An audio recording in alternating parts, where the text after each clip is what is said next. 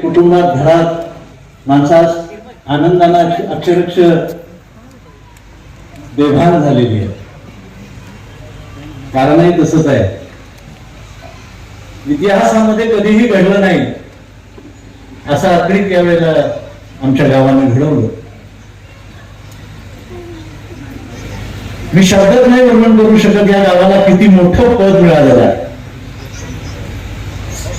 खरं तर आमदार साहेब गेले आता, त्यांच्या समोर बोलायचं होतं काही गोष्टी.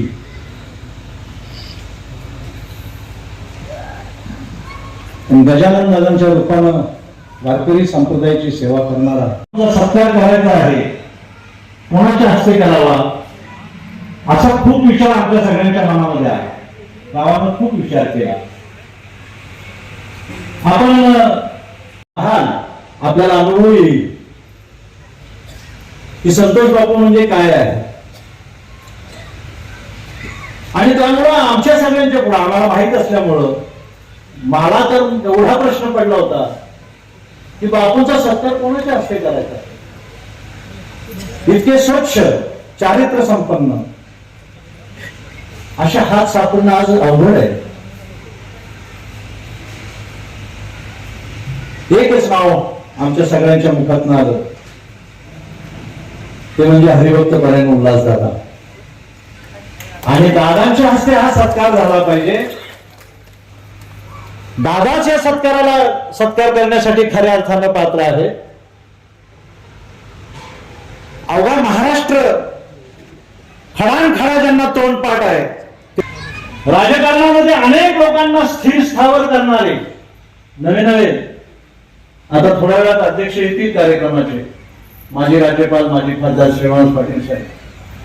ते मला म्हणाले की महाराष्ट्राचे 2 मुख्यमंत्री घडवणारा उल्हासदादा आहे, याच्यापेक्षा वेगळी उल्हास पवारांची ओळख होऊ शकत नाही. 2 मुख्यमंत्री घडवले. याचं एक जिवंत उदाहरण म्हणजे संतोष बापू आहे. आणि मग फार कशात न अडकता अतिशय दर्जेदार माणसांच्याकडनं हा सत्कार व्हावा म्हणून मग दादा आणि कार्यक्रमाचे अध्यक्ष श्रीनिवास पाटील साहेब हे पाटण सारख्या दुर्गम खेडेगावामध्ये, दुर्गम भागामध्ये अतिशय लहानशा गावात जन्म घेऊन IAS झाले, कलेक्टर झाले, आयुक्त झाले. म्हणजे प्रशासकीय सेवेमधली जी सर्वोच्च पद आहेत ती त्यांनी मिळवली. आणि पुन्हा ते खासदार झाले. आणि शेवटी सिक्कीम राज्याचे राज्यपाल म्हणून ते निवृत्त झाले. एवढे मोठा माणूस सातारा जिल्ह्याला पाहिला, अनुभवला. आणि असा माणूस डोंबी गावामध्ये यायला पाहिजे म्हणून आम्ही उल्हासदादांना जसं त्यांच्या हस्ते सत्कार करण्यासाठी निमंत्रित केलं, तसं श्रीनिवास पाटील साहेबांना कार्यक्रमाचं अध्यक्षपद घ्यावं आणि आपण या कार्यक्रमाला यावं म्हणून त्यांना आपण आमंत्रित केलं. ते आता काही क्षणातच, काही वेळातच या ठिकाणी पोहोचतील. केवळ अशा पद्धतीने हा कार्यक्रम होऊन सांगणार नाही. सर्व सहकार्यांचं आमचे मित्र आनंदराव आपण उपस्थित राहिले, तर आपलं देखील स्वागत आहे. मी आता आयोजन कमिटीला विनंती करतो की आजच्या नाव सांगायची गरज नाही. आपले प्रिय राजेंद्र शेलार यांनी याचं शब्दांकन केलेलं आहे. हे मानपत्र आपण बापूंना समर्पित करत आहोत.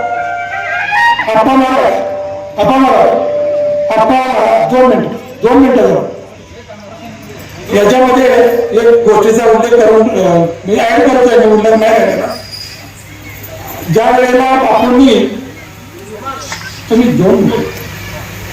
ज्या वेळेला बापू MPSC परीक्षेमध्ये फर्स्ट आले महाराष्ट्रामध्ये, त्यावेळेला त्यांच्यासोबत परीक्षा कालावधी आणि निकालाच्या प्रक्रिये वेळेला योगायोगाने मी त्यांच्यासोबत होतो. त्यावेळेला बापूने ती भूल पडलेली आहे. ते प्रथम क्रमांक आणि द्वितीय क्रमांकामध्ये 32 मार्कांचं अंतर होतं. आज MPSC मध्ये पूर्ण रेटिंग मेरिट 20 मार्काच्या पुढे जात नाही. त्यावेळेला बापू फर्स्ट आणि सेकंड नंबर मध्ये 32 मार्काचं अंतर होतं. म्हणजे त्यांचं यश किती देदीप्यमान आहे हे त्यावेळेला मी प्रत्यक्ष अनुभवलेली घटना आहे. हे फार आनंदाची बाब आहे आमच्यासाठी. आणि आम्ही खूप त्यांच्या पत्नी मुलाला त्यांनी स्टेजवरती त्यांच्या आई, काकू, दादा हे सगळ्यांनी या सत्कारासाठी वरती यायचे.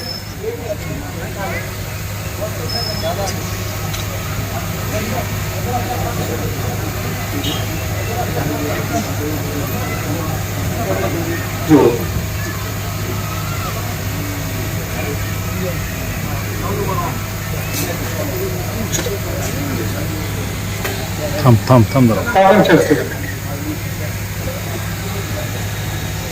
सर्वांनी जोरदार टाळ्या वाजवा.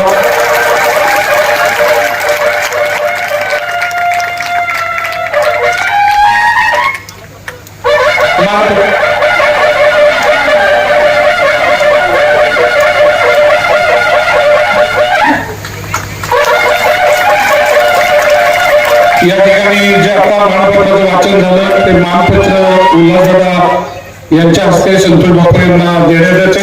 सर्व ग्रामस्थांना विनंती की जोरदार टाळ्या वाजवा. सत्काराचा आपला अतिशय हा महत्त्वाचा भाग आहे. हा सत्कार आपल्या गावामध्ये अशा पद्धतीचा पहिल्यांदाच होतोय. तसेच हा सत्कार झाल्यानंतर मुंबई मंडळाने ते फ्रेम द्यायला आलेली आहे बापूची. मुंबई मंडळ आणि गावचे काही कार्यकर्ते त्यांनी एक लवकर लगेच या संतोष बापूंना एक फ्रेम सप्रेम भेट देण्यात येते. त्याचा त्यांनी स्वीकार करायचा आहे. पांडुरंगाची मूर्ती त्यांना सप्रेम भेट देण्यात येते. दिलीप दादा वाळकर आणि चंद्रकांत शेलार यांच्या. परंतु त्यामागे भगवंताचे अधिष्ठान करायचे. वारकरी संप्रदायाचे उपासक असे हरिभक्तीपरायण गजानन दादा यांचे सुपुत्र माननीय श्री संतोषराव शेलार यांचं कौतुक करण्यासाठी आपण सर्व उपस्थित आहात. या समारंभाचे सन्माननीय अध्यक्ष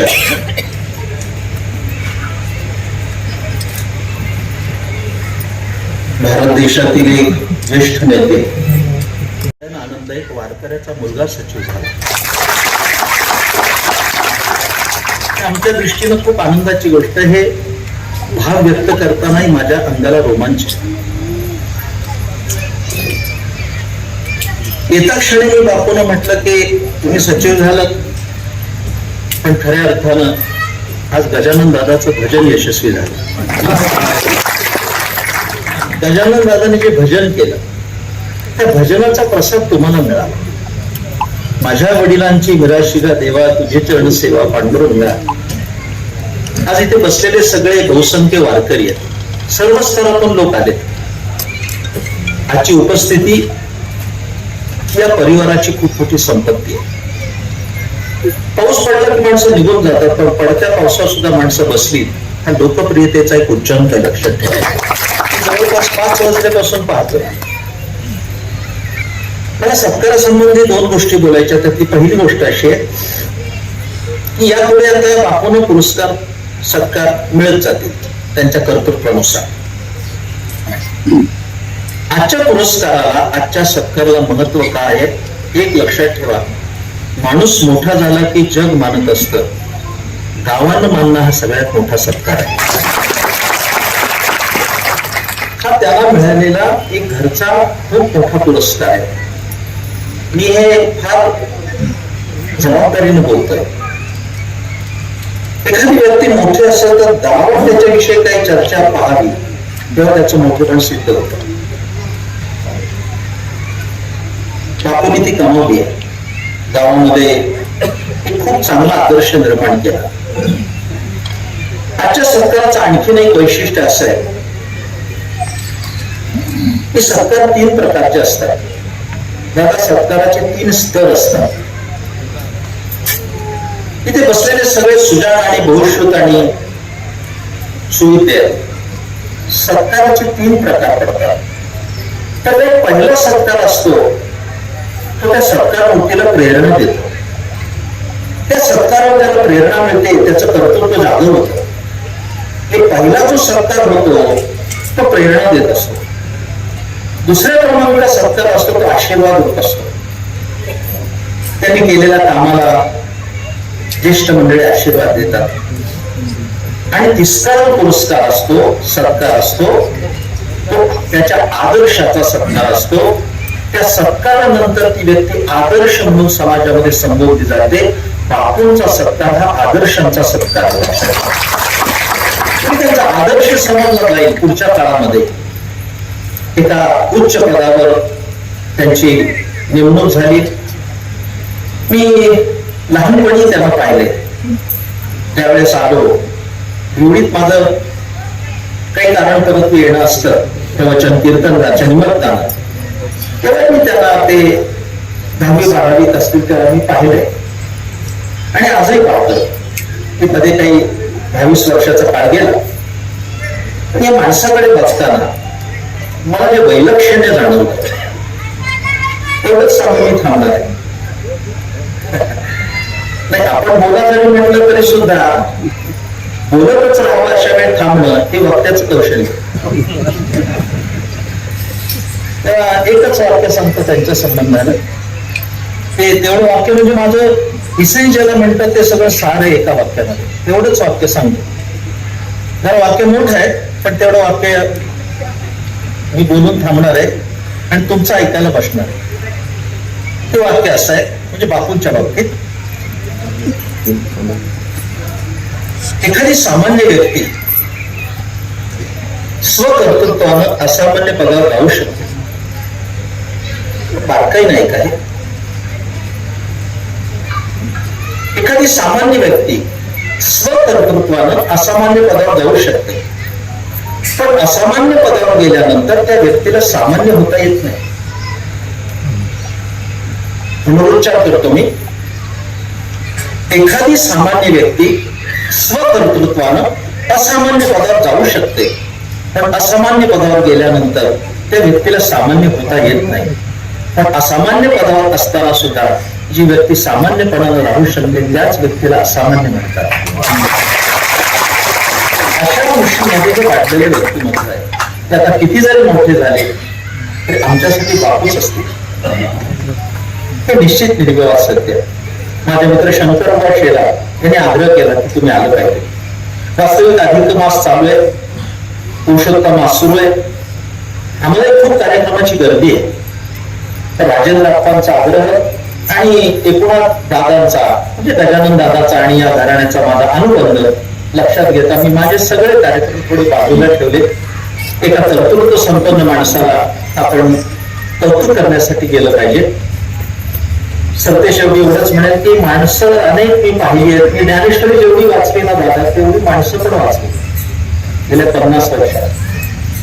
म्हणजे तुम्ही जेव्हा होतात त्यावेळेस मी लहान होतो. मी दादांच्या बरोबर होतो, रामदेव साहेबांच्या बरोबर. त्यांचं बाळपण आम्ही त्यावेळेस पाहिलं. पण आज पाहायला त्यांच्याकडे बरं वाटतं कारण का नावाशी प्रामाणिक माणूस आहे. नाव सोनाबाई हाती कातलाचा वाळा अशी खूप माणसं आहे. पण संतोष या नावाशी हसतमुख असणारा हा माणूस आपल्या नावाशी प्रामाणिक आहे. आणि आज संतांचे आशीर्वाद देताना एवढंच सांगेल की आयुष्याच्या शेवटच्या क्षणापर्यंत या माणसाच्या तोंडावरचा हसू असंच राहावं. ज्ञानेश्वरची एकच ओळी सांगतो. वारशी वेळ सागरू एकच ओळी आहे. वारशी वेळ सागरू जैसा जळे नित्य निर्गुण तैसा निरुपचारू संतोषी जोड. ज्ञानेश्वर महाराजांनी केलेलं वर्णन. खूप पाऊस झाला काय आणि दुष्काळ पडला काय. वारशी वेळ सागरू जैसा जळे नित्य निर्गुण. अखंड समुद्र भरून असतो तैसा कोणताही उपचार न करता हा माणूस संतुष्ट आहे. आणि ही संतुष्टता त्यांची अखेरपर्यंत राहो. या पुढच्या काळामध्ये त्यांना आणखीन चांगल्या संधी प्राप्त हो आणि त्यांच्याकडून देश सेवेसह सर्वसामान्य माणसाची सेवा हो असा मंगल आशीर्वाद. कल्याण वस्तू शुभम भवतु. मी राजेंद्र तुझे आणि समस्त गावकरी आणि पंचक्रोशीतले आलेले सर्व बापूंच्यावर प्रेम करणारे आपण सर्व मला मनापासून मी धन्यवाद देतो. आणि गेली 55 वर्ष हा शब्द मी या ठिकाणी वापरला. आणि हरिभक्त परायण प्रमोद महाराज जगतापांचं आता अत्यंत रसाळ असं मनोगत आशीर्वाद रूपाचं आपण ऐकल्यानंतर मी काय अधिक बोलावं असं नाही. मी खरं आणि आजचे आपले अध्यक्ष श्रीनिवास पाटील हा एक योगायोग आहे पुण्यामध्ये आणि महाराष्ट्रामध्ये आणि अनेक साहित्य संमेलनांच्या मी स्वतः आणि श्रीनिवासजी पाटील. तर आनंदाचा अर्थ वेगळा होतो आणि संतोष या शब्दाचा अर्थ भागवत संप्रदायाप्रमाणे चित्ती असू द्यावे समाधान, असं समाधानी व्यक्तिमत्व माझे बापू आहे. आणि समाधान याचा अर्थ असा आहे, आपण स्थितप्रज्ञ म्हणतो. स्थितप्रज्ञ हे भगवद्गीतेचं फार मोठं तत्वज्ञान आहे, ते मी जास्त सांगायची आवश्यकता नाही महाराज येत असताना. पण स्थितप्रज्ञ म्हणजे सुखदुःखाच्या पदाकडे जाऊन कायम समाधानी राहणं, त्याचं नाव संतोष. असं एक म्हणजे भागवत संप्रदायामध्ये मी मानतो. आणि ते मला मूर्तिमंत बापू आपल्या व्यक्तिमत्वामध्ये मानपत्राचं वाचन मी ऐकत होतो. आणि आपलं शालेय जीवनापासून हे प्रसिद्ध जुन्या गावातल्या जिल्हा परिषदेच्या शाळेत आपण शिकला. रयत शिक्षण संस्थेमध्ये डिप्लोमा, त्यातही उच्च विद्या मार्क म्हणून, नंतर मग डिग्री आणि त्यामध्ये पुणे विद्यापीठात दुसरे आणि मास्टर ऑफ इंजिनिअरिंग स्ट्रक्चरमध्ये पुणे विद्यापीठात पहिले. आम्हाला वाटतं पुण्याचेच माणसं खूप शहाणी आहेत. असं पुणेकरांना फार वाटतं की आपण सर्व डिप्लोमा आहोत. पण पुण्यामध्ये येऊन या भिवंडी गावचा सातारा जिल्ह्यातला एका वारकरी संप्रदायातल्या हरिभक्त गजानन महाराजांच्या कुटुंबातला त्यांचा हा मुलगा हा शांतपणे इतक्या उच्चपदावर जातो. आणि प्रत्येक ठिकाणी जे एमपीएससी परीक्षा असतील, स्पर्धा परीक्षा असतील, त्या सर्वांच्या मध्ये उच्च श्रेणी पहिला क्रमांक आणि पहिल्या आणि दुसऱ्या क्रमांकात 32 मार्क थांबतो. ज्याला निवडणूक मात्र नाही, निवडणुकीत प्रचंड मताने विजय झाले. म्हणजे तसं प्रचंड मार्काने आपण केंद्रस्थानी कसं जावं, आपलं बुद्धिमत्ता, आपला अभ्यास आणि आपलं कौशल्य हे कसं सिद्ध करावं हे अत्यंत शांतपणे त्यांनी ठरवलं. असे बापू हे आपल्या गावचे सुपुत्र आहे. तर मी गावकऱ्यांना मनापासून धन्यवाद करतो की मला गावाला आत्मा वाटला नाही. बाळा हो कशी उतराई तुझ्यामुळे मी झाले आहे, असं एक फार जुनं भावनिक आहे की बाळाला संबोधन करताना आई म्हणते की तुझ्यामुळे कशा फिरू, तर तुझ्यामुळे मी आई झालेली आहे. तसं बापूंच्यामुळे गाव एक मातेच्या रूपाने आशीर्वाद देत आहे, असा मला एक भाव माझ्या मनामध्ये माझ्या सगळ्या सत्कार संदर्भात पाहत असताना. आणि म्हणून या समारंभाला मला आपण बोलवलं, मला खूप मनापासून आनंद वाटला. आता या मानपत्रामध्ये आपण ऐकलं हे खरं आहे, पूर्वी मंत्रालयाचं नाव सचिवालय आहे. सचिवालय ही ब्रिटिश काळापासून सचिवालय म्हणतो. शंकरराव चव्हाण हे मुख्यमंत्री झाले आणि तरी सचिवालयाचं मंत्रालय केलं. अर्थात एक गोष्ट आहे की शासकीय सेवेतला माणूस त्याच ठिकाणी असतो असं नाही, पण तो कायम त्या पदावर असतो. मंत्रालयात मात्र मुख्यमंत्री येतात, कधी तेच येतात, कधी दुसरे येतात, तो बदलत राहतात. तो महामंत्रालय आहे. पण सचिवांचं तिथं खूप महत्व आहे आणि सचिव हे पद अत्यंत महत्वाचं आहे. मी तुम्हाला एक गमत सांगतो, ब्रिटिश काळामध्ये मंत्रिमंडळ काय नव्हतं, पण त्यावेळी सचिव होते. परंतु डॉक्टर बाबासाहेब आंबेडकर हे ब्रिटिश काळामध्ये सचिव होते आणि सचिव म्हणून त्यांनी सार्वजनिक बांधकाम खातं आणि विशेषतः पाण्याच्या ज्या योजना आहेत त्यामध्ये बाबासाहेबांचं योगदान फार मोठं आहे. स्वातंत्र्य काळात ते सचिव होते. सचिव म्हणजे मंत्रिपदावर प्रेरणा आणि तो आशीर्वाद आणि इतकी मानसिकता या वारकरी संप्रदायाच्या कुटुंबावर तत्वज्ञानावर बापूंच्या ठाई कमोपणे भरलेली आहे. याचं चित्र मला या ठिकाणी सर्वांच्या भावांच्या दिसलं. मला मनस्वी आनंद राजेंद्र या ठिकाणी झाला. तर सातारा जिल्ह्यामध्ये वेळोवेळी महाराजांचा उल्लेख त्या ठिकाणी साजरी केला. वेळोवेळी महाराजांच्या गाडीने अनेक वेळा त्यांचं हस्तलिखित जे होतं ते त्यांच्या नातीने पूर्ण करून बाळासाहेब भवदेदारांना नेहमी सांगायचं की हे लेखन रूपात तुम्ही पूर्ण करा. आणि ते नंतरच्या पुढच्या काळामध्ये ते पूर्ण केलं. त्यांच्या कुंडल प्रमाणानंतर त्यांच्या गावामध्ये अनेक वेळा गेले त्यांच्या समारंभात. आणि त्या काळात सोनी यशवंत सामान, वसुंधरा पाटील, वसुंधरा बाई या सर्वांकडून त्यांना व्यसनमुक्तीचं काम म्हणून शासनाच्या एका पदावर त्यांची नियुक्ती केली होती त्या काळामध्ये. आणि सगळी त्यांची महान व्यवस्था केली होती. म्हणून पोलीस कायदा प्रशासन वगैरे वगैरे ह्या सगळ्या चर्चा आपण करत राहतो. या सर्वांना उत्तर तुम्हाला सांगतो, ज्या गावामध्ये वारकरी संप्रदाय आहे ना ते गाव तिथे पोलीस बंदोबस्त किंवा असायची काही आवश्यकता फारशी पडत नाही असे म्हणते. म्हणजे फारशी असं तुम्ही आता असं वाटतं असं मी तेव्हा म्हणून आहे की एखादा महाराज म्हणतो मी पिस्तूल घेऊन राहिलो म्हणून त्याला भीती वाटते, म्हणून फारशी ह्या गावात फारशी पडत नाही असं मला म्हणायचं.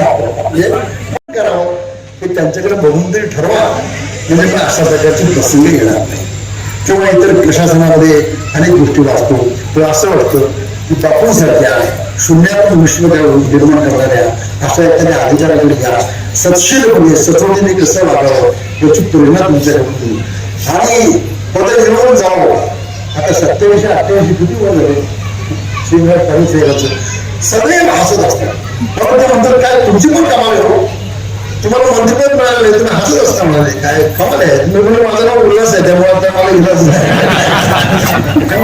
मी पाटील त्याच्यामध्ये प्रार्थना करतो की बापूंना उत्तम असे यश, उत्तम आरोग्य आणि उत्तम यश, उत्तम कीर्ती आणि त्यांचं खऱ्या अर्थानं हा जो आशीर्वाद आहे हा लागू लागावा आणि महाराष्ट्राचं त्यांच्याकडून भलं व्हावं विकासाच्या दृष्टीनं अशी पाटीलची प्रार्थना करतो आणि ज्यांच्या यशाचा गौरव करण्यासाठी आज गावकऱ्यांनी जे फक्त पद हे वेगळा विषय असतो पण त्यामागे लपलेली जी खूप कष्टाची ही असते. कारण मी तर त्याला खूप लहानपणात असतं माझ्या पुढे 4 वर्ष मी शेजारी राहतो तरी मी बोलण्यापेक्षा मी बापूला विनंती करेन की आपण या ठिकाणी तुमचे विचार ऐकण्यासाठी, कारण आपलं हा सरकार आम्हाला दिशादर्शक असणार आहे, आपल्या मागे आमच्या नंतरची पिढी उभी राहणार आहे, त्यांना मार्गदर्शन आपल्या संबोधनातून व्हावी ही मी आपल्याला विनंती करतो. या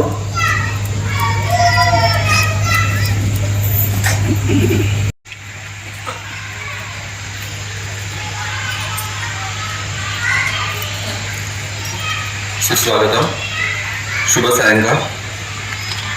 सर्वप्रथम सर्वांच्या हृदयात असणाऱ्या ईश्वराला साष्टांग नमस्कार करतो.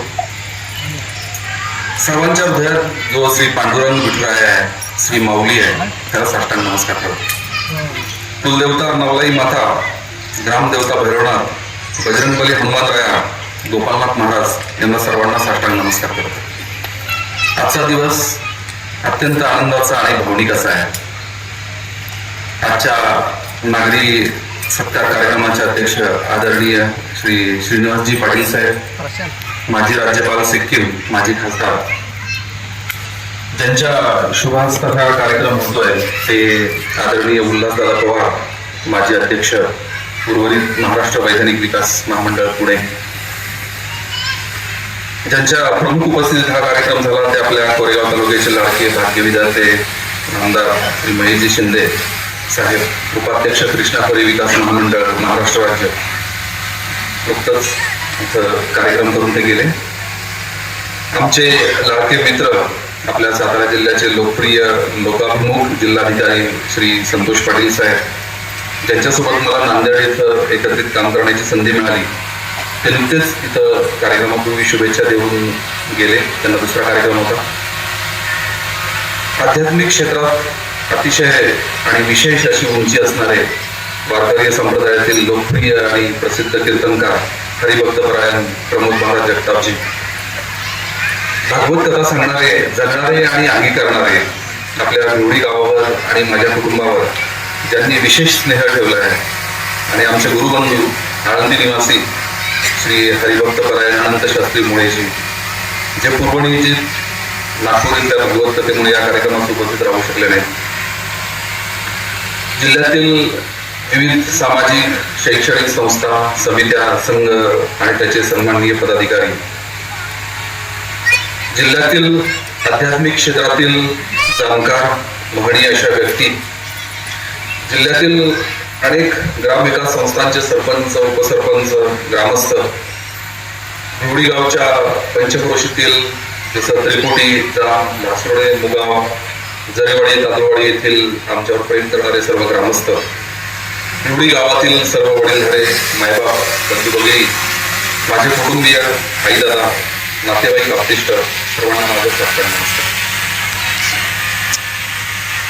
सर्वप्रथम हा कार्यक्रम आयोजित करण्याबद्दल जेव्हा गावातून आमचे चुलते उत्तम भाऊ शेलार, आमचे बंधू राजेंद्रप्पा, आमचे दुसरे बंधू संतोष, आमचे काका शंकर बुवा यांच्याकडून फोन आले आणि मी या सत्कार समारंभाची आवश्यकता नाही असं सांगितलं होतं.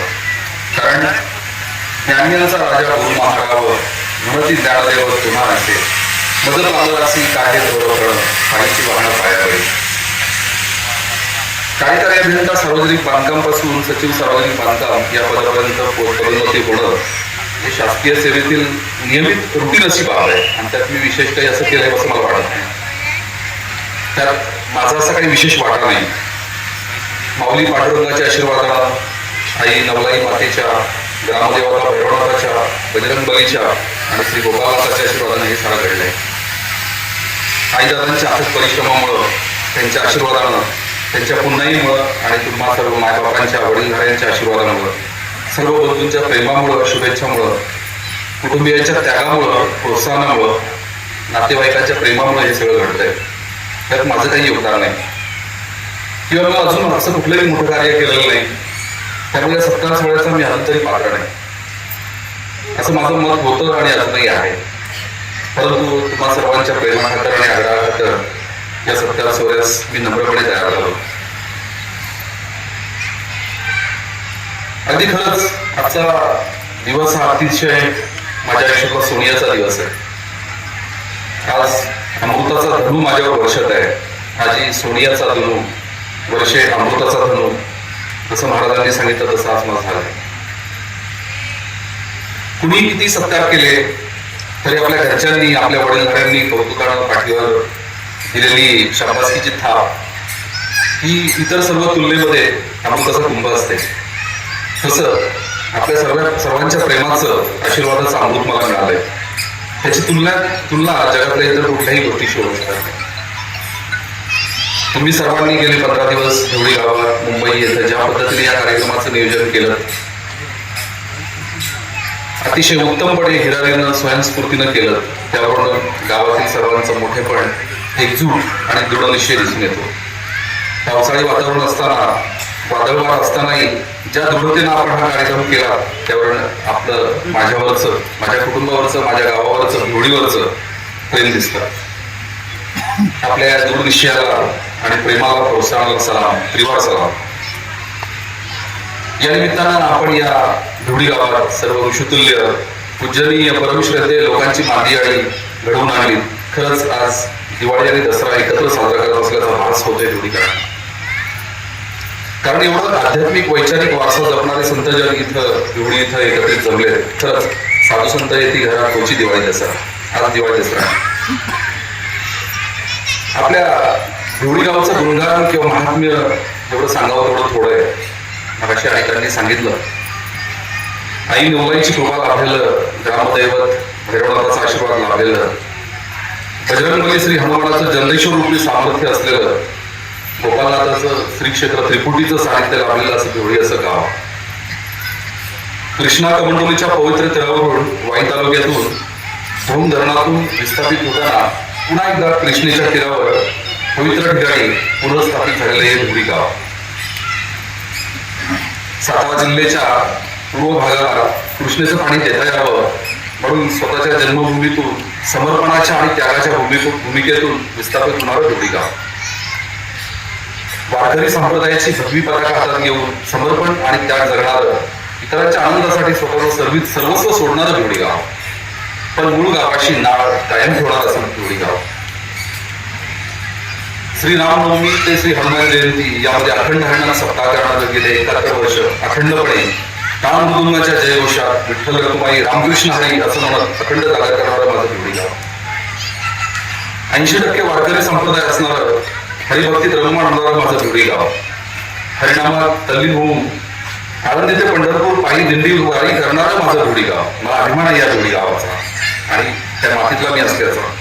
मला सार्थ अभिमान आहे की मी या टाळमृदुंगाच्या जयघोषात लहानचा मोठा झालो. माझ्या आई वडिलांच्या पुण्याईमुळं, भक्तीमुळं आणि प्रेमळ स्वभावामुळेच मी हे करू शकलो, याची मला पुरेपूर जाण आहे. एवढीची आठवण हृदयात ठेवून तुम्हा सर्वांचा कृपाशीर्वादात मनात ठेवूनच मी सतत काम करत असतो. एवढी म्हटलं की मनात येतं 1976 साली झालेलं धूमधर्माचं पुनर्वसन. आपली माती, आपली माणसं सोडून नवीन ठिकाणी स्थापना होणं. पण या स्थापनेमध्ये या पंचक्रोशीला, या गोपालनाथाच्या भूमीनं, श्री दरडेश्वराच्या भूमीनं बिवडीला कुशीत घेतलं, सामावून घेतलं. परकेपणा जाणून दिला नाही आणि आज बिवडी इथं दिमागात होती. बिवडी म्हटलं की नजरेसमोर येतं एक गाव, एक गणपती. रात्र जागून केलेल्या साध्या सजावटी, गणपती समोरची महाआरती आणि गणपती बाप्पा मोरया, पुढच्या वर्षी लवकर या, असं हळवळ मनानं म्हणणार आपल्या घरच्या गौराईसोबत गणपतीचं केलेलं विसर्जन. त्या ढोलेजींची अप्रतिम खेळी. आजही ढोलेजीं पथक अविरतपणे नवीन पिढी शिकते, हे कौतुकास्पद आहे. ही परंपरा आपली कायम आहे. एवढी म्हटलं की नजरेसमोर येतं नवरात्रातील 9 दिवस ड्युटीवर तेल घालून मंदिरात केलेली जागरण, कडण्याचा प्रसाद आणि रात्रभर मारलेल्या गप्पा. एवढी म्हटलं की नजरेसमोर येतो होळीचा माळा, फोटो बोंबावून सर्वांमधील वाईट गुणांची केलेली होळी, रात्र जागून गावातली लाकडं आणि शेणी जमा करून धरलेला ढोलेजींचा डाव. एवढी म्हटलं की नजरेसमोर येतो गावाची ग्रामसभा, जिथं अशक्य आणि क्लिष्ट असे वाटणारे विषय सर्व भाऊ मिळून सोडवायचे आणि अजूनही सोडवतात. एवढी म्हटलं की नजरेसमोर येतं आमचं सोनं घ्या आणि 12 महिने बसून खा, सोन्यासारखे व्हा, असं म्हणून रामराम करणारी आलिंगन देणारी सोनेरी पिढी. एवढी म्हटलं की आठवतं मराठी शाळेतील परमपूज्य कैलासवासी थोरात गुरुजी, कैलासवासी शेळके गुरुजी आणि त्यांचा शाळेतला दरारा. खेळताना गुरुजी जरी लांबून दिसले तरी लपणारे आम्ही. छडी लागे छमछम, विद्याही घमघम, या न्यायाने आम्ही लहानाचे मोठे झालो. गुरुकुलमध्ये शिकत असल्यासारखं आम्ही गुरुजींच्या घरी पाणी भरायचो, घर चालवायचं, गुरुजींच्या लहान मुलांना खेळवायचं आणि त्यात आम्हाला अभिमान देखील वाटायचा. एवढी म्हटलं की आठवतं मुंबईच्या कापड मिलमध्ये काम करणारे आमचे वडीलधारे, गाड्यात राहून मिलमध्ये शिफ्टमध्ये काम करून खानावळीत जाऊन स्वतःच्या पोटाला चिमटा घेऊन आम्हाला पोटभर जेवण घालणारे आमचे वडील, दादा आणि सर्व भावकी गावकी. रोजगारी गावावरून मुंबईला निघाले की एसटी स्टँडवर सोडायला आलेल्या गावकऱ्यांची गर्दी, सासरूवाडी जड अंतकरणात दिलेला निरोप, सोबत गावकऱ्यांचा बाजार, गरजेच्या वस्तू, साबण, चहा पावडर, लागेलचे सार. एवढी म्हटलं की अंतकरणातून पाझरणारी माया, आशीर्वाद देणारी वडीलधारी माणसं. मला सारखा अभिमान आहे की माझा जन्म या पवित्र मातीत झाला. भगवत धर्माची पताका लहानपणापासून खांद्यावर घेण्याची संधी मला मिळाली. टाळ मृदुंगाचा जयघोष सदैव कानी पडत राहिला. या साऱ्यांची परतफेड कशी होणार, उतराई कशी होणार हे कळत नाही. खरं तर या ऋणात कायम राहावं हेच बरं असं वाटतं. माहेरची माय, गावाची ही माय, ऋण मी फेडाया जन्म सरणार नाही. किती जन्म घेतले तरी याची ऋण फेडणार नाही. झाडं, वेली आणि नद्या, बिवडी गावचा तो गोड गारवा, अनंत उपकार या भूमीचे, विसरू कसा मी या बिवडी गावा. ज्यावेळी या कार्यक्रमाबद्दल बोललं गेलं तेव्हा असं म्हटलं गेलं की नवीन तरुण पिढीला काही स्फूर्ती मिळेल, प्रेरणा मिळेल अशी कल्पना पुढे आली. मलाही वाटलं मग ठीक आहे. खरं तर बिवडीची मातीच स्वतः स्फूर्तीदायक आहे, प्रेरणादायी आहे, त्यातून चांगले अंकुर फुटतात. मी कुणाला मार्गदर्शन करण्यात का मोठा तर निश्चित नाही. या आनंदी अनंत विश्वातील एक छोटासा कण आहे मी. तुमच्या सर्वांच्या थोरांसमोर मार्गदर्शन करणं म्हणजे सूर्यासमोर काजळीनं चमचम करणं हवंय. पण मला जे गवसलं त्यानुसार नवीन पिढीला 9 सूत्री सांगू इच्छितो. अपार कष्ट जर केले तर निश्चितपणे यश मिळतं. जिद्द ठेवून कष्ट केले तर निश्चितपणे यश मिळतं. काही येऊ दे मी हे करणार असं ठरवलं तर निश्चित यश मिळू शकतं. कामामध्ये, अभ्यासामध्ये सातत्य ठेवलं तर निश्चितपणे यश मिळतं. नुसतं परीक्षेपुरतं नाही तर कायम आणि कालच्यापेक्षा आज काहीतरी जास्त मिळवतोय हे सातत्य जर ठेवलं तर ते शक्य आहे. हिंमत ठेवली, संकटाला न ढळमळता, कारण आजची हार ही उद्याची जीत असते हे लक्षात ठेवून हिंमत ठेवून केलं तर निश्चित यश मिळतं. समर्पणानं केलं तर निश्चितपणे मिळतं. अष्टांगाने समर्पण करावं, सर्व झोकून देऊन समर्पण करावं. चांगली मैत्री ठेवावी, मित्र चांगले असावे जे प्रोत्साहन देतील, जे आपल्याला मागं खेचणार नाही. निष्ठा आणि श्रद्धा ठेवावी आई वडिलांच्या प्रती, गुरुवर्यांप्रती, वडीलधाऱ्यांप्रती. आपल्या अंगी विनय असू द्या, कारण विद्या विनयने शोधते. संयम असला पाहिजे, कारण वेळ बदलते. वाट पहा, चांगला काळ निश्चित येतो. ही जर 9 सूत्री ठेवली जी मला दुमगली तर निश्चितपणे यश मिळेल असं मला वाटतं. मला आई वडिलांनी, वडीलधाऱ्यांनी, गावकऱ्यांनी, नातेवाईकांनी, मित्रांनी इतकं भरभरून आशीर्वाद दिलेत, प्रेम दिले, की त्यांचं ऋण फेडणं अशक्य आहे. विविध ठिकाणी नोकरीसाठी बाहेरगावी राहिल्यामुळं बऱ्याच गोष्टींबद्दल इच्छा असून देखील गावाबद्दल फार काही करता आलं नाही. खूप काही करण्याची इच्छा आहे आणि पांडुरंग त्यात यश निश्चित देईल आणि त्यासाठी मी त्याला प्रार्थना करतो.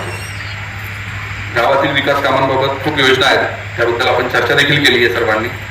अनेक सुविधा निर्माण करायच्या, त्यासाठी स्वतंत्रपणे जिल्हाधिकारी माननीय संतोष पाटील साहेबांशी मगाशी चर्चा झाली आणि त्यांच्याशी वेळ घेऊन काही योजना साध्य करण्यासाठी मी निश्चित प्रयत्न करेन. पांडुरंग चरणी ढोडी गावामध्ये नांदो सुखाची सावली, माये माऊल्यांची हो सदा दिवाळी ही प्रार्थना करतो. जो जे वांछिल तो ते लाभो प्राणी. माझ्यासारख्या साध्या कामराचा एवढा मोठा सत्कार केला, माझ्या जन्माचं सार्थक झालं. आपले सर्वांचे अनंत उपकार आहेत. या मनमध्ये मी स्वतःला कायम ठेवून जेवढं सत्कार करता येईल ते करण्याचा प्रयत्न निश्चित करेन, तेवढं आश्वासन देतो. हा कार्यक्रमाचं नियोजन करण्यापासून पूर्णत्वास नेण्यासाठी ज्या सर्व अज्ञान हातांनी, अंतकरणांनी आणि हृदयांनी हे केलं त्यांना मी साष्टांग नमन करतो.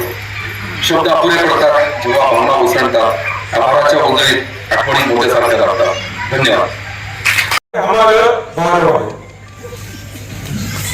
एका गावच्या सुपुत्राचा सत्कार करताना प्रत्येकाला वाटते तर गमत अशी आहे, गाव करून देवा बोलले का गाव कधीच करणार नाही. मला बोलवायला कोण आलं, गोपाळ आणि राजेंद्र.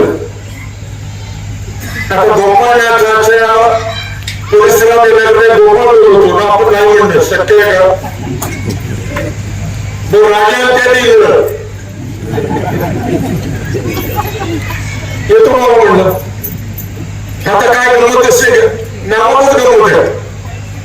मोद म्हणजे आनंद, प्रेम मोठ म्हणजे आधी राहणार, तोष म्हणजे आपलं बघणं, संतोष,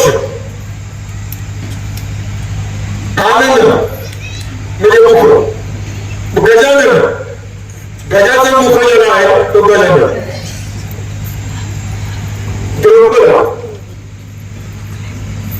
पण मला माहिती नाही जसं वाटल्यात श्रीनिवास असतात की मला गंभीर असतात बोलणार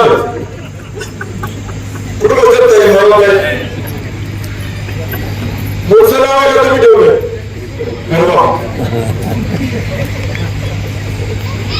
एक डॉक्टर होता आणि त्याचे डॉक्टर सहसा असत असते. बरेचसे पेशंट येऊन बसले होते. डॉक्टर आले, डॉक्टर बघितलं नाही. त्या डॉक्टरने एका माणसाकडे म्हणजे मी डॉक्टर होय, तुम्ही तोंड का फिरवताय म्हणजे डॉक्टर बाईचा हात लय हळू आहे, तुमचा लय जड आहे. आता तुमच्या कोणाला हात जड आहे मला माहिती नाही, पण जड का वेगळं. रस्ता बांधायचा म्हणजे शेतकरी संमती पर किलोमीटरला किती पैसे म्हणजे रस्ते बांधणी मध्येला आम्ही महाराष्ट्रातले 14 ते 15 खासदार जाऊन सांगितलं आणि दमन दिला. तो सेक्रेटरी ऐकत नाही. तुमचं काम आमचं बरं, आमचं काम झालं. 20 जूनला कराडला तो मोठा पूल झाला बघा, 3.3 किलोमीटर, 452 कोटी रुपये गडकरीने दिले. लोकसभेने भाषण केलं, जमलं की. तसं हे शाळेत शिकले जिल्हा परिषद, मी तेवढंच शिकलोय.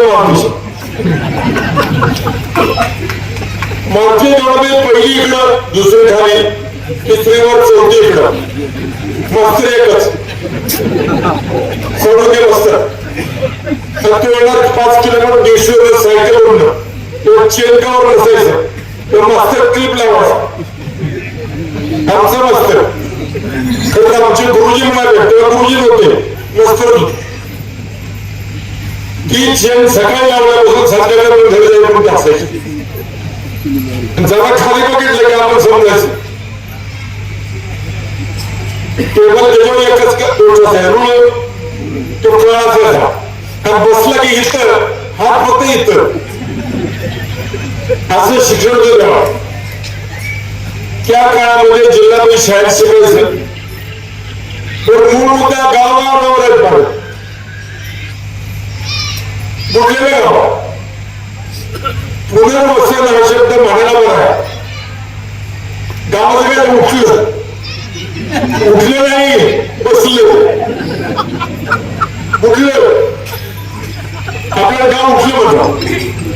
गाव उठत नाही गाव उठतं त्यामुळं जर बोटावर पाणी आलं तर साधतंय बोटावर पाणी आलं तर साधतंय वर आलं माकडे सुद्धा पिल्ल्याला खाली घेते अंगुरात.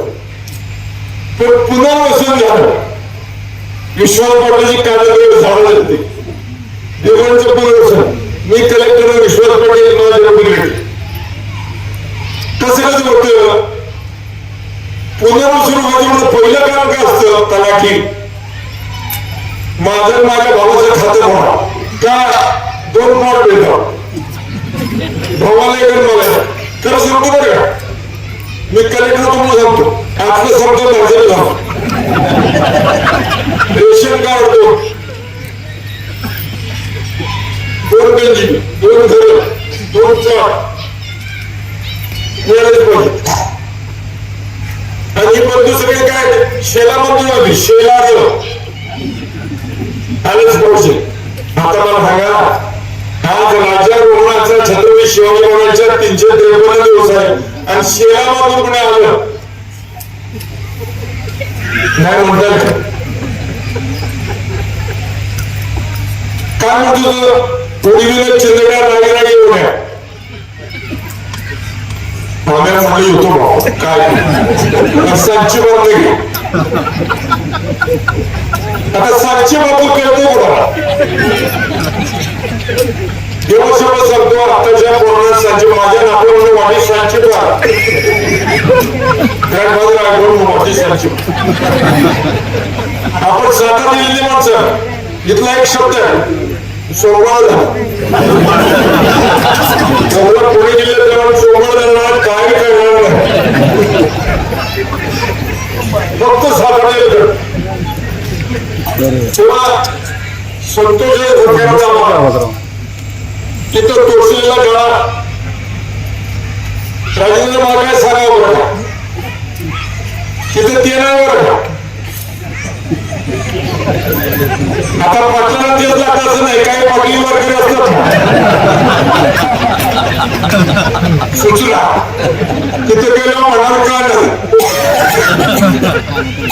वगैरे गाव आहे वारकरी सुद्धा धारकरी असतात तुम्ही निगडीत राहा आणि तिथे एक भक्ती शक्ती पार्टी बोलली छत्रपती शिवाजी महाराज कोटाच्या बाजूला तलवार बरसा 6 शस्त्र झाले आणि छत्रपती 19 वर्षाचे आणि देऊच्या बाजूला तुकाराम महाराज 6 वारकरी तुळस पकवास झेंडा बघा जाऊन भक्ती शक्ती पण यामध्ये भक्ती आहे शक्ती आहे आणि युक्ती आहे कसं मोठं जावं स्पर्धा परीक्षा आता खरं सांगायचं झालं ना मी पहिला आलो कराडला मॅट्रिकला पहिला आलो आणि स्वर्गीय यशवंतराव माझ्या मुलांचे मित्र एका शाळेत तिथे शाळेत पहिल्यानंतर मला 250 रुपये बक्षीस मिळालं 60 रुपये मला सोडलं होतं प्रेमराज किसनला श्रीनिवास कर्मवीर अण्णा आमच्या वडिलांचे गुरु दरेडीच्या भागामध्ये त्या अण्णा आले दादा तुझं पोरगा आमच्या शाळेत कॉलेजमध्ये सद्गुरू वाडगे महाराज चव्हाणसाहेब म्हणले की श्रीनिवास पुण्याला जायचं डॉक्टर वगैरे इंजिनियर व्हायचं मी सांगतो गेला हे झालं टीव्हीला धर्मेंद्रराव गाडगे अर्थशास्त्र टीव्हीला प्लेसमेंट टोपे जोडीला शरद पवार रात्री 12 काही खायला आहे का बस मग काय वेळ बटर दूध 2 पानं वाचून झाली तू सकाळी किती वाजता उठणार आहे कळलं मग मी झोपतो तू उठशील का अभ्यास तर मला उठलो आमच्या जोड तेव्हा यांना सगळ्या जोडला भेटले पहिला नंबर आला पुढे अवघड काम आहे MSRDC आता सांगा हा दाखवा निश्चित दाखवा MS Maharashtra road development corporation NHI national highway त्याचा प्रमुख पुण्या गावचं एवढीच आमचे संतोष आमचंच किंवा असं काय तुम्हाला खरं सांगू गावचा माणूस एवढा झाला की त्याचं नाव सगळ्यांना म्हणजे 100 आमचं ते आमच्या भरीच्या चोरत बहिणीच्या नावेचा ताट जातो बघा त्याच्यातले आम्ही आणखी गंमत असते ते वेळेला होते ना त्यांचा पोरगा लय गरीब काय पुस्तकात होतं गेलं ते मला मामाला भेटा असं हा पोरगा त्याला सत्कार अगदी वर्ष मला दुसरं करायला मी SC मध्ये झोपलो होतो दुपारला तसा गावाला घेणार होता मंडळाच्या बरोबर कसं देतो जवळ येतात त्या मुलाच असतात कळा येतात त्या बाळापुढे असतात आणि बाळा येतं ते आंब्यात येत ते खरं बात असते आणि आज एका बाजू उठला नाही बघायचं मी आणि उल्हास आता यात हाच आहे पहिला उल्हास प्रमोद संतोष मुलगा म्हणजे काय झालं हरिणीचे डोळे डोळ्यावर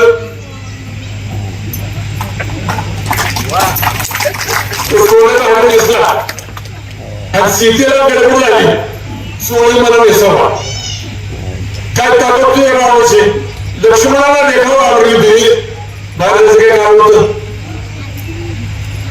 गाव ऐकत नाही पण या गावाला ऐकत सगळे जमल्या आता तुम्ही जेव्हा जात कोण कोण होत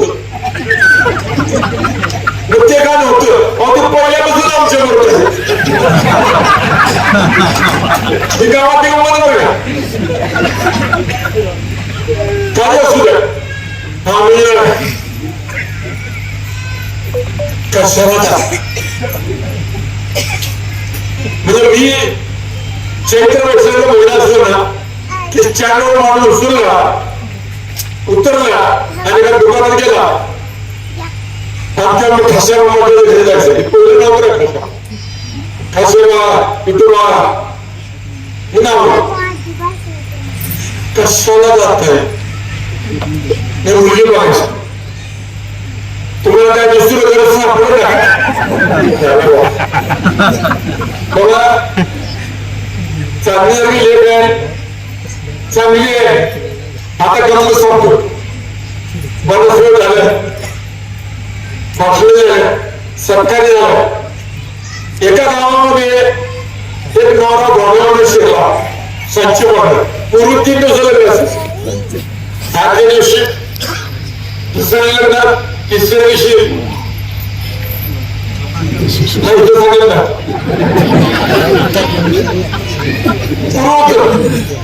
आणि मग ते रुकवत माझ्या घरी मी दोन म्हणा आम्ही निवड खोली पडली माझ्या घरात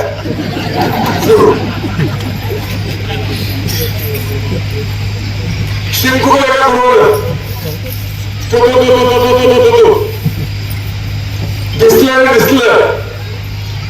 दिसलं नवरा एका वेळात थोडा इकडला करून तिकडला करून एवढे काय त्रिपुटीच बरोबर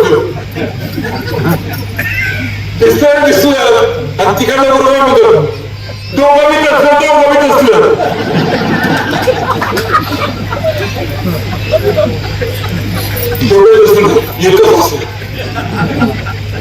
गेल्या कित्येक वर्षामध्ये एका खेडेगावामध्ये जिल्हा परिषद शाळेत शिकलेले मुलं आपल्या आई वडिलांच्या संस्कारामुळे नातेवाईकांच्या तुझं भाषण तुम्ही ऐकलं नम्रता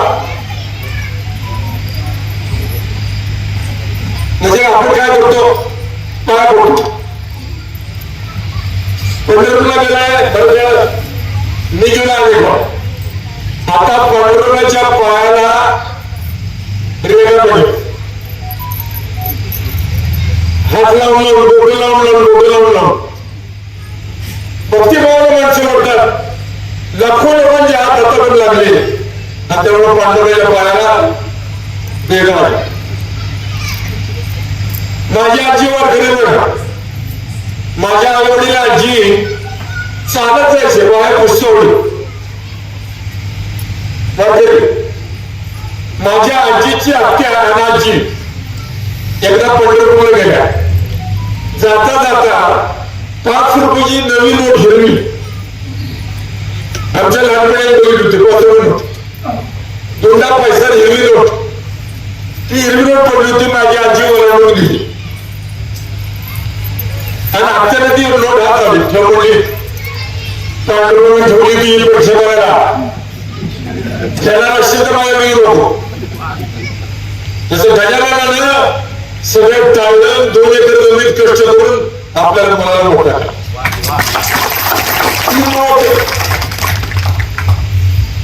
आता मोठ्या शब्दावर आणखी सांगतो वसंतराव हे मुख्यमंत्री होते त्यांच्याकडे माझे एक सिनियर सचिव होते तर खरेदी माणसं परीक्षा आली म्हणजे साहेब तेवढं द्या देवा आम्हाला तर त्या हे बंद करावे आणि त्याला काय म्हणतात नोट अप्रूव्ह NOT अप्रूव्ह म्हणजे जे पाठवलं आहे ते मंजूर तर सचिव मात्र डोके बंद होतं तो तुला जावा इकडे काय म्हणणार कसं करायचं ते नोट अप्रूव्ह म्हणलं त्या ई काढून टाका म्हणजे पाकिस्तान नॉट अप्रूव्ह झालं की नॉट अप्रूव्ह झालं नोट अप्रूव्ह गेलं त्या अप्रूव्ह काय करायचं पहिलं प्रूव्ह नंतर अप्रूव्ह आज अप्रूव्ह हे आपले रूप आहे आनंदीचे वारकरी पंढरपूरला आणि लोकांना गर्दी होते आणि तुम्ही हात लावून पुढे गेला की माऊली जरा वाटल्या आपण माऊली झालो की सावली आपोआप येते